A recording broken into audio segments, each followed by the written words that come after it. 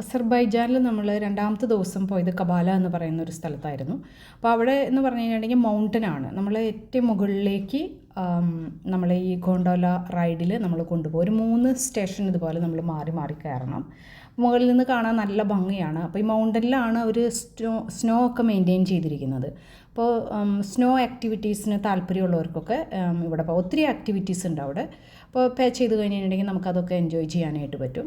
പക്ഷേ തിക്ക് ആയിട്ടുള്ള ആ ഒരു സ്നോ ഇല്ല, ചില ഏരിയയിൽ മാത്രമേ ഉള്ളൂ. ഇപ്പോൾ സ്കീയിങ് പർപ്പസ് അങ്ങനെയുള്ള ആക്ടിവിറ്റീസിന് വേണ്ടി മാത്രം ഒരു പ്രത്യേക ടൈപ്പ് മെഷീൻ വെച്ചിട്ടാണ് ആ സ്നോ അവിടെ മെയിൻറ്റെയിൻ ചെയ്യുന്നത്. പിന്നെ അവിടെ ഇപ്പോൾ മെൽറ്റ് ചെയ്ത് പോവുകയാണെങ്കിൽ തന്നെ അവർ കോരി ഇടുന്നതായിട്ടും നമുക്ക് കാണാം ആ സ്കീയിങ് ഏരിയയിലൊക്കെ. ഞങ്ങൾ സിറ്റിയിൽ ബാക്കൂലായിരുന്നു താമസിച്ചത്. അവിടെ നിന്ന് ഒരു മോർ ദാൻ 4 hours എടുത്തു ഇവിടെ എത്താനായിട്ട്.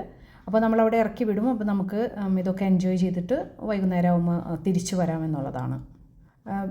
ഭയങ്കര സീനറിയൊക്കെ നല്ലത്, നമുക്ക് ഫോട്ടോസൊക്കെ എടുക്കാനൊക്കെ ആയിട്ട് ഒത്തിരി നല്ലതാണ്. അതായത് പിള്ളേരൊക്കെ അതുപോലെ സ്നോ ഒക്കെ ശരിക്കും എൻജോയ് ചെയ്യും. 4 മണിക്കൂർ ഇങ്ങോട്ട് പോകാനായിട്ട് എടുക്കുമെങ്കിലും നമുക്ക് കാഴ്ചകൾ ഒത്തിരി ഭംഗിയുള്ള കാഴ്ചകളാണ്. ഇപ്പോൾ വില്ലേജ് ആയാലും അതുപോലെ ഫീൽഡുകൾ, പല കൾട്ടിവേഷൻ ഫീൽഡുകളൊക്കെ നമുക്ക് കാണാൻ എൻജോയ് ചെയ്ത് ഇപ്പോൾ പോവുകയാണെങ്കിൽ തന്നെ നിർത്തി ഫോട്ടോസ് എടുക്കാനൊക്കെ ആയിട്ട് പറ്റും. ഈ റെഡ് കളറിലുള്ള സാധനമാണ് ഈ സ്നോ ഒക്കെ മെയിൻറ്റെയിൻ ചെയ്യാനായിട്ട് അവർ ഉപയോഗിക്കുന്ന ഒരു മെഷീൻ എന്ന് പറയുന്നത്.